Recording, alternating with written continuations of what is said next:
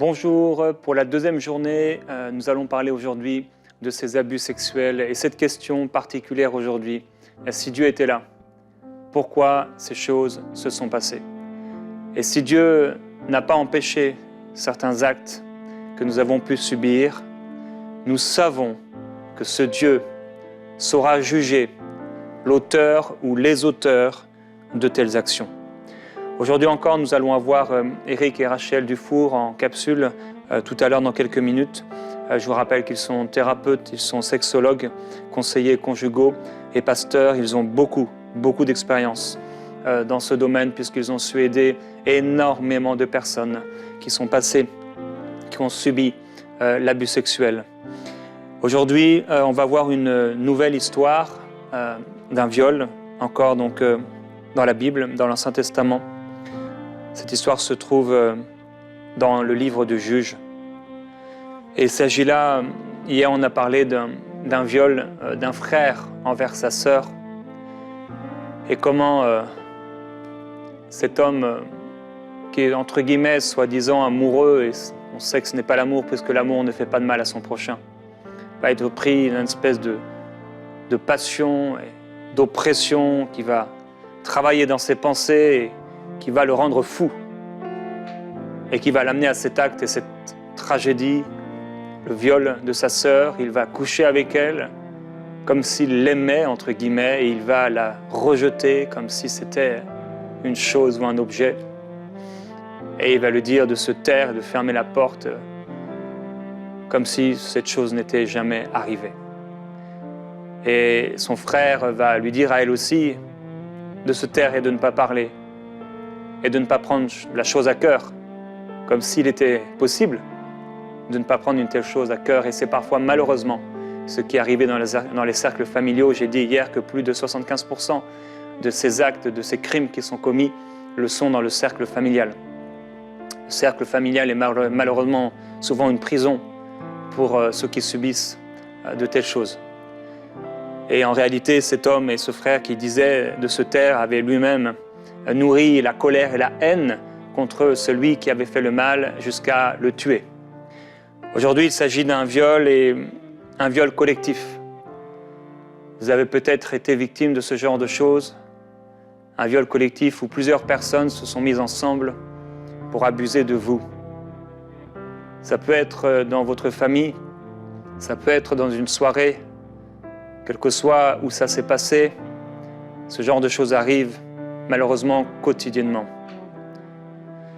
Il est écrit, pendant qu'ils étaient en train de se réjouir, les hommes de la ville, hommes mauvais, entourèrent la maison, frappèrent à la porte et dirent au vieil homme qui était le maître de la maison, « Fais sortir l'homme qui est entré chez toi, pour que nous couchions avec lui. » Un homme avait reçu dans sa maison un visiteur, et voici que la ville et les gens de la ville entourent cette maison.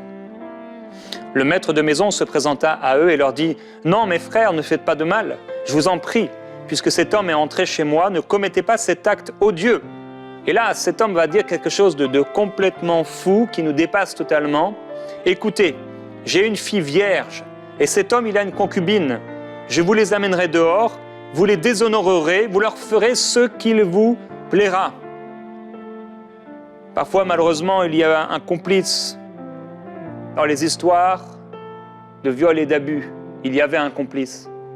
Parfois, quelqu'un connaissait et savait la situation et n'a rien dit ou fait pour que cela ne se reproduise plus. Parfois, des personnes sont vendues comme des esclaves sexuels. Il va leur dire « Ne commettez pas sur cet homme un acte aussi odieux, comme s'il était moins affreux de le faire sur une femme. » Ces hommes ne voulurent pas l'écouter, alors le Lévite prit sa concubine et la leur amena dehors. Ils eurent des relations avec elle. Ils la violèrent toute la nuit jusqu'au matin, puis au lever de l'aurore, ils la renvoyèrent. Au petit matin, cette femme alla s'écrouler à l'entrée de la maison de l'homme qui hébergeait son mari, et elle resta là jusqu'à ce qu'il fasse jour. Et on peut se poser la question, et que faisait cet homme ? Où était son cœur? Alors, il est clair que culturellement parlant, la place de la femme pour les personnes qui n'étaient pas éclairées par Dieu, était très particulière. Selon Dieu, Dieu a toujours voulu l'égalité dans le respect de la femme et également de l'homme. Dieu aime l'homme. Dieu est un Dieu d'amour. Dieu n'a jamais supporté la violence. Dieu n'a jamais encouragé la violence. Dieu a toujours condamné la violence.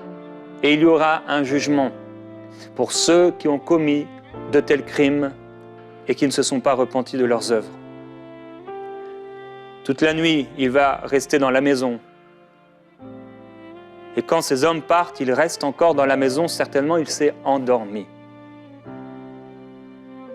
Le matin, son mari se leva parce qu'en fait, il s'est endormi. Ouvrit la porte de la maison et sortit pour continuer son chemin. Et il y a des personnes qui sont là dans la famille, parfois des mamans qui savent que la chose se passe. Et elles sont là comme ce Lévite, endormies. Et on peut se poser la question, et c'est une double peine. C'est un double traumatisme. J'ai été abusé par cette personne, parfois mon père, et en même temps, ma mère ne dit rien et ne fait rien. Et cela amène la victime même à se culpabiliser, à se dire, mais finalement c'est normal, ou finalement je l'ai cherché, on en a parlé hier, non, vous n'étiez pas responsable. Et parfois la mère qui savait que cette chose se passait, ou le frère qui savait, ou la sœur qui avait vu, est là comme ce Lévite endormi, ne sachant pas quoi faire parfois, ne sachant pas comment réagir. Elle devient complice de cet acte criminel. Le matin, son mari se leva, ouvrit la porte de la maison et sortit pour continuer son chemin. Mais voici que la femme, sa concubine, était étendue à l'entrée de la maison, les mains sur le seuil. Il lui dit, « Lève-toi, allons-nous-en. » Et elle ne répondit pas. Et là, on voit vraiment ce manque profond de compréhension. Comment des personnes peuvent se sentir incomprises. Et c'est aussi pourquoi elles ne répondent pas, elles ne parlent pas, elles ne communiquent pas. Parce qu'en retour, elles ne trouvent aucune compréhension. Il lui dit simplement, bien vas-y, lève-toi, allons-nous-en. Et vous êtes peut-être cette personne qui avait parlé à un moment de cette situation à quelqu'un de votre famille ou à une amie, et la personne vous a dit bêtement, bien avance, oublie. Combien culturellement encore aujourd'hui dans certains pays, on dit que ce n'est pas si grave et il faut tourner la page, il faut continuer, il faut avancer. Dieu ne fait pas cela, il ne cache pas ses yeux, et même si Dieu était là, et qu'il n'a pas empêché que cette chose arrive, Dieu est présent aujourd'hui pour guérir votre cœur, pour vous libérer entièrement, et il jugera, et il condamnera ces personnes ou cette personne qui vous a fait du mal. Et vous pouvez être assuré que le juste juge, qui a à la fois donné un libre arbitre à l'homme de pouvoir faire le mal et le bien, mais qui lui a dit « choisis le bien afin que tu vives », aura une conséquence et un jugement pour tous ceux qui ont préféré le mal, et ils seront jugés selon leurs œuvres. Alors son mari l'a mis sur son âne et partit pour retourner chez lui. Arrivé chez lui, il prit un couteau, s'empara de sa concubine et la coupa membre par membre en 12 morceaux qu'il envoya dans tout le territoire d'Israël. Il y avait 12 tribus et il a découpé son épouse en 12 morceaux pour l'envoyer en disant « mais ce n'est pas normal, faites quelque chose ». Parfois ceux qui entendent, malheureusement, et c'est aussi l'image ici du mari de celui qui entend, qu'est-ce qui s'est passé? Ceux qui entendent ne sont pas là pour guérir et recoller les morceaux, mais ils sont là encore, ils font encore plus mal par leur réaction. Ils étaient censés nous aider, ils étaient censés nous supporter, mais c'est eux qui nous coupent en morceaux. C'est eux qui donnent le coup fatal et nous plongent dans un silence, un désarroi, un chaos, une désolation profonde, un gouffre dans lequel on a l'impression de ne pas pouvoir sortir. Dieu dit, si l'on t'attaque, cela ne viendra pas de moi. Quiconque t'attaquera tombera à cause de toi. Voici, j'ai créé le forgeron qui souffle sur un feu de charbon et qui fabrique un instrument de guerre de sa façon. Mais j'ai créé aussi le destructeur pour le briser.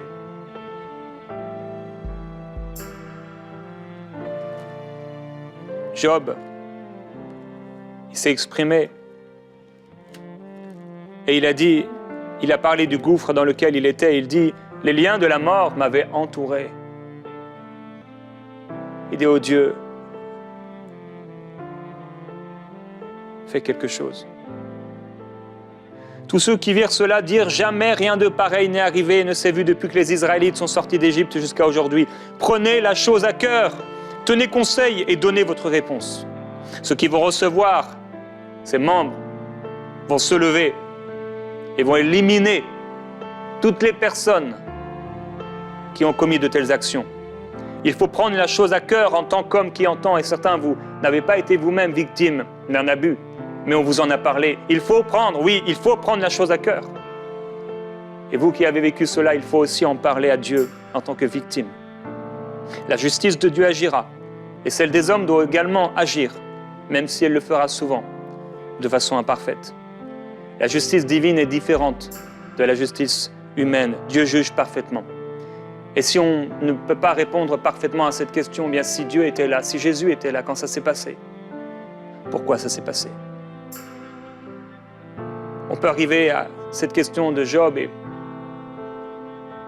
ses amis et ses frères qui essaient de comprendre le pourquoi, qui essaient de l'accuser et de faire de lui un responsable. Et finalement, à la fin, Dieu va poser 70 questions à Job pour lui montrer qu'il n'a pas compris. On ne peut jamais placer Dieu comme étant le coupable alors qu'il est le juge. Mais Dieu est un Dieu d'amour et de compassion. Et ses compassions ne sont pas épuisées. Son amour, ses bontés ne sont pas à leur terme. Et s'il y a eu une nuit de douleur, de larmes et de cris, il y aura demain un matin ensoleillé. Le soleil de justice va se lever dans votre cœur par le Saint-Esprit et la paix vous sera donnée à nouveau. La joie remplira votre cœur et votre esprit. Une joie nouvelle viendra et se lèvera sur vous. Une pluie bienfaisante au nom de Jésus-Christ descendra sur vous et vous transformera. Dieu dit à propos de son peuple qui a été en Égypte 400 ans esclave, « J'ai vu la souffrance de mon peuple qui est en Égypte. J'ai entendu les cris que lui font pousser ses oppresseurs, car je connais ses douleurs. » Dieu dit, je connais tes douleurs. Et Dieu dit, je suis descendu pour le délivrer de la main des Égyptiens et pour le faire monter de ce pays dans un pays où coule le lait et le miel. Dieu dit, j'ai entendu, je connais ses douleurs. Et je suis descendu pour le délivrer. Si Dieu n'est pas descendu au moment où cette chose s'est faite, je peux vous assurer qu'il descend maintenant, et qu'il est descendu d'ailleurs, une première fois, en son Fils Jésus-Christ, qui est descendu et qui a lui-même été frappé, qui a lui-même subi les coups. Comme on va l'entendre maintenant, de Eric et Rachel qui vont nous partager ces choses dans cette capsule d'environ 6 minutes. C'est le deuxième volet de cette semaine sur l'abus sexuel et c'est peut-être la question qui est la plus compliquée parce que dans le monde chrétien, évidemment, on sait que l'Esprit de Dieu est toujours avec nous, que Dieu est toujours présent à nos côtés. Et Jésus était là quand ça s'est passé. Alors pourquoi? Pourquoi a-t-il permis Pourquoi n'a-t-il pas arrêté? Voilà, pourquoi ne s'est-il pas interposé? Et ça, il faut accepter le fait de reconnaître, et on va le dire tous les deux en tant que pasteur, qu'il y a des questions qui n'ont pas de réponse ou qui n'ont pas de réponse facile. Il y a des personnes qui vont être miraculeusement gardées, et puis pour d'autres, malheureusement, bien les choses vont se produire et l'abus sexuel va avoir lieu.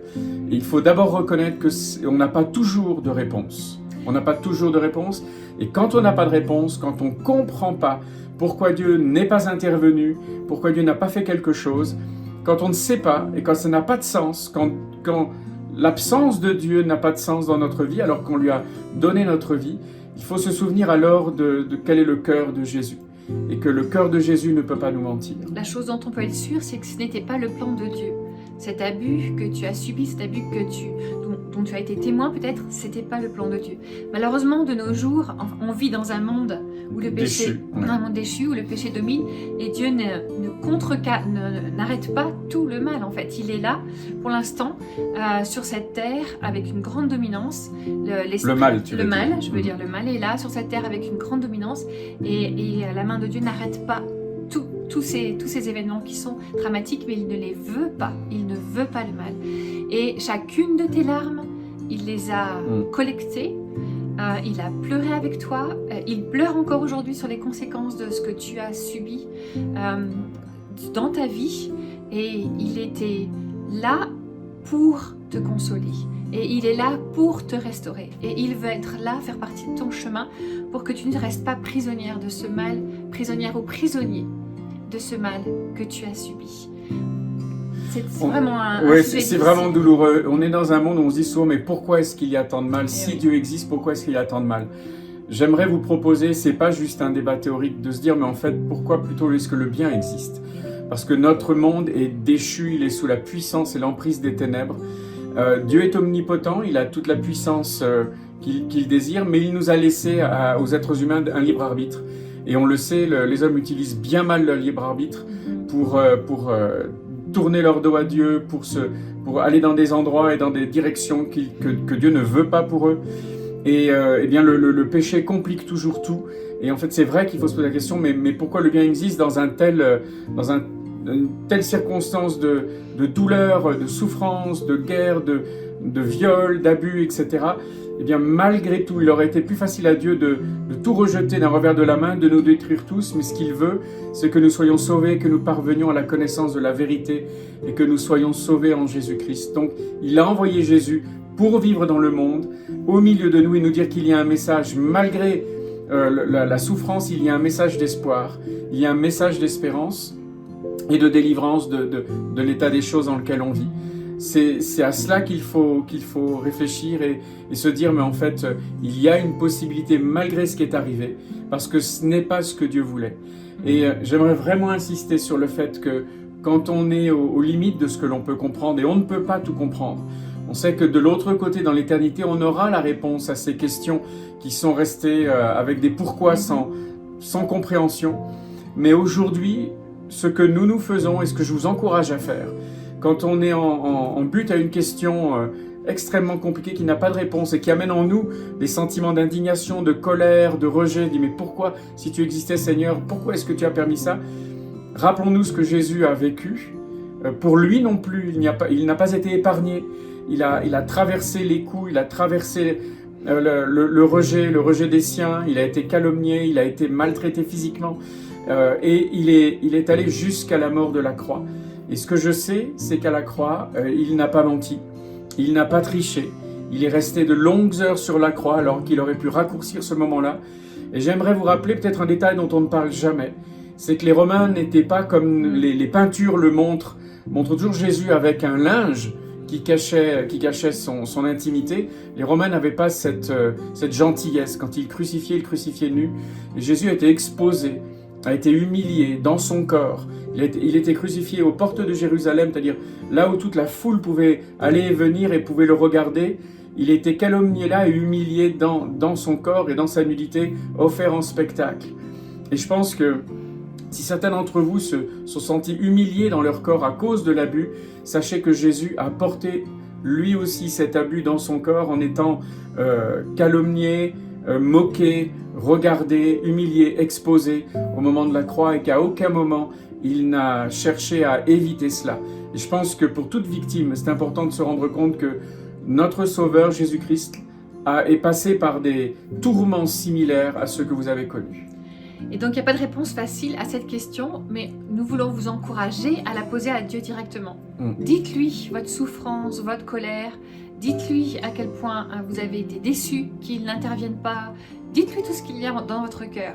Il est tout à fait capable de l'entendre, il le voit. Ça va vous faire un bien fou d'amener toutes ces questions sans réponse à Dieu. En tout cas, on prie pour vous, pour cette étape tellement importante. Et Dieu vous aime, il est un papa Si vous avez des enfants, vous savez très bien que parfois des enfants ne comprennent pas quelque chose et ça n'empêche pas un parent d'aimer. Vous pouvez aussi être en colère contre Dieu et le lui dire. Et ça ne l'empêchera jamais de t'aimer et comme Rachel l'a dit, de venir vers toi pour te donner sa réponse, son réconfort, par sa présence. C'est déjà la chose qui, le plus, peut nous amener une guérison quand on a été victime d'abus. Cherchez le réconfort du Seigneur. Que Dieu vous aide. Que Dieu vous aide, oui. Oui, comme l'ont dit Eric et Rachel, vous pourriez même être en colère contre Dieu et Dieu vous pardonnerait. De tels actes, de tels traumatismes nous plongent dans la confusion et des questionnements profonds, même parfois sur la nature de Dieu. Mais Dieu est amour. Et je veux le répéter, il jugera l'auteur de ces crimes. Le Seigneur dit dans le livre de Jacques, « Vous avez vécu dans les voluptés, dans le luxe, vous avez rassasié vos cœurs au jour du carnage.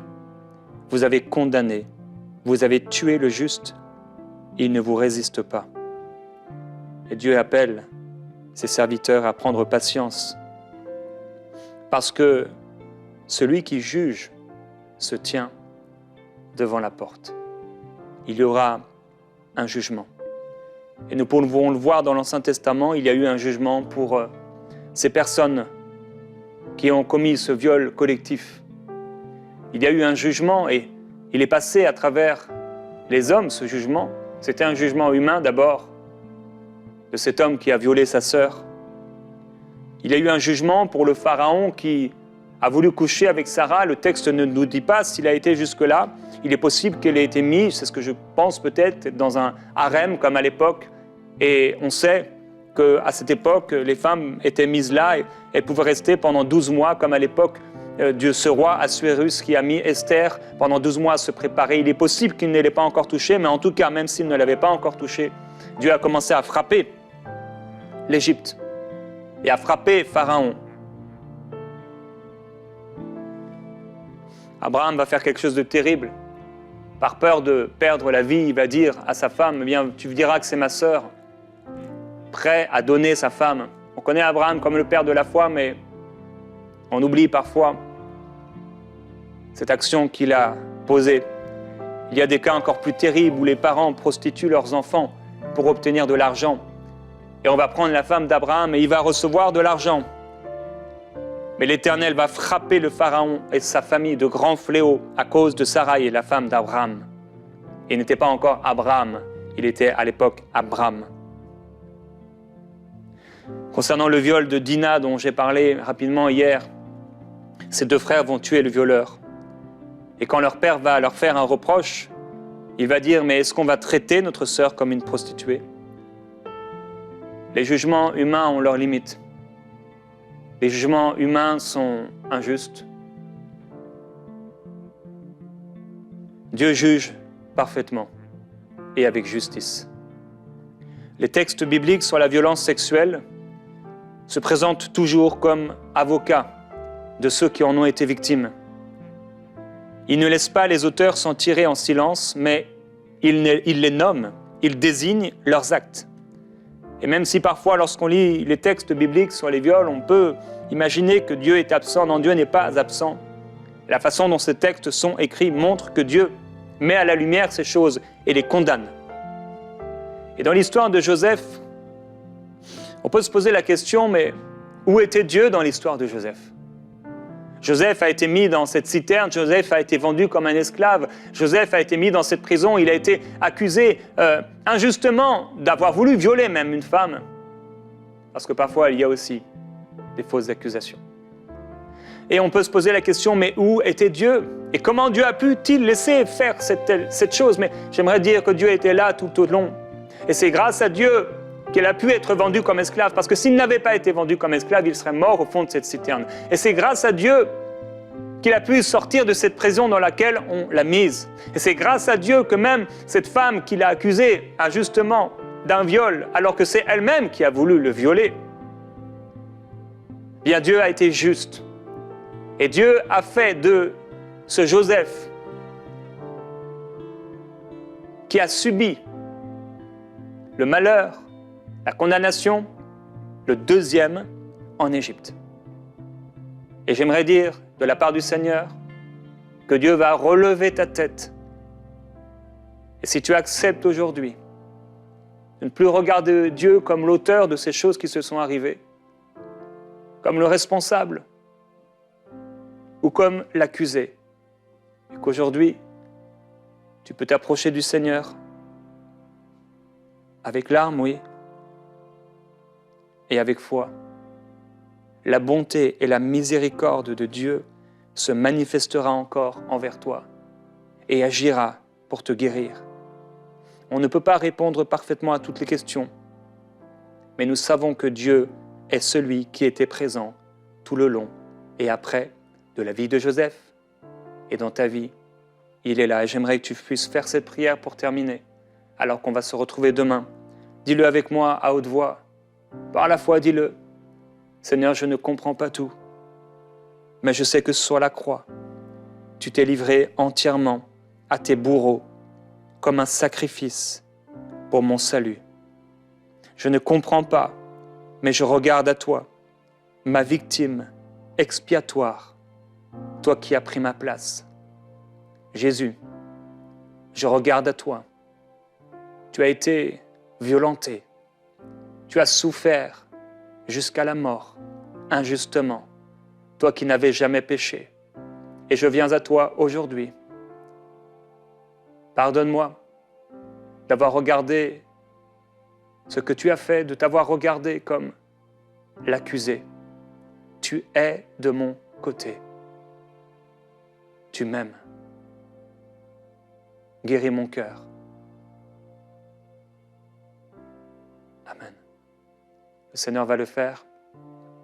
Il va guérir votre cœur. Il va plonger votre cœur dans un fleuve d'amour. Il va vous toucher et il va vous rétablir et il va vous amener dans ce pays où coule le lait et le miel. Ne ratez pas notre émission de demain. On se retrouve demain.